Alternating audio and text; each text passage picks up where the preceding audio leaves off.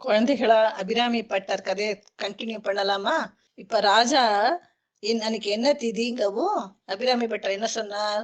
பௌர்ணமின்னு சொல்லிட்டார். அன்னைக்கு அமாவாசை. இப்போ நீங்க நினைச்சுக்கலாம், அமாவாசை பௌர்ணமி மாத்தி சொன்னா என்ன பெரிய தப்பான்னு. ஏன்னா நீங்களாம் சண்டே மண்டேன்னு சொல்லுவேன், மண்டே டியூஸ்டே மாத்தி சொல்லிட்டு அது என்ன பெரிய மிஸ்டேக்கான்னு.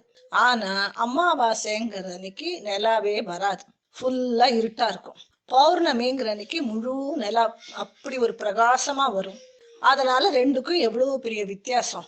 அபிராமி பட்டர் அம்பாளை நினைச்சு தியானம் பண்ணிட்டு இருக்கவே அவருக்கு என்னாச்சு? அப்படி ஒரு பிரகாசமா அம்பாளை மனசுக்குள்ள பார்த்துட்டு இருக்காரு. அப்ப அதனால அவருக்கு அமாவாசையை பத்தியே நினைக்க முடியாது, பௌர்ணமின்னு சொல்லிட்டார். ராஜாக்கும் கோபம் வந்து திருப்பி கேட்கிறார். ராஜாக்கு இது அமாவாசைன்னு தெரியும், அதனால திருப்பி என்ன கேட்கிறார்? கரெக்டா சொல்லு, அமாவாசையா பௌர்ணமியான்னு கேட்கிறார்.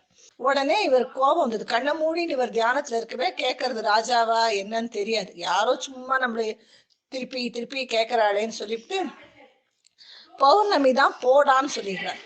உடனே எல்லாருக்கும் பயமாயிடுது, ராஜாவையே போடான்னு சொல்லிட்டாரே அப்படின்னு சொல்லிட்டு எல்லாரும் என்ன பண்றா, என்ன ஆக போறதோ, ராஜா என்ன பனிஷ்மெண்ட் கொடுக்க போறாரோ அப்படின்னு பயந்துட்டு இருக்கா. அப்புறம் அபிராமி பட்டர் மெதுவா கண்ணை திறக்கிறார். அப்பதான் அவருக்கு புரியுது, நம்மள கேட்டது ராஜா, இவ்வளவு பேர் சுத்தி இருக்காளே, நம்ம என்ன பண்ணிட்டோம், ராஜா அவ்வளவு கோபமா இருக்காளே அப்படின்னு கேட்கறது. ராஜா அப்ப கோபமா சொல்றார், அமாவாசையை பௌர்ணமின்னு சொல்லிட்டேன்னு.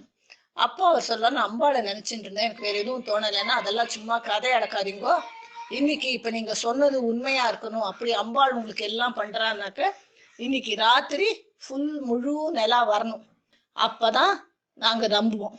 இல்லைன்னாக்க இன்னைக்கு அமாவாசை, முதல்ல நிலா வராது, நிலா வராம இருந்ததுன்னா உங்களை வந்து கொன்னுடுவோம் அப்படின்னு சொல்லிட்டு அபிராமி பட்டர் ராஜாவோட ஆட்கள்லாம் தர தரன்னு இழுத்துட்டு போய் ஒரு பெரிய ஊஞ்சல் மாதிரி உயரத்துல மரத்துல அவரை ஒரு கயரால கட்டி வச்சிடுறா. அப்படியே அந்த இடத்துல தொங்குற மாதிரி கீழே நல்லா நெருப்பு மூட்டிடுறா.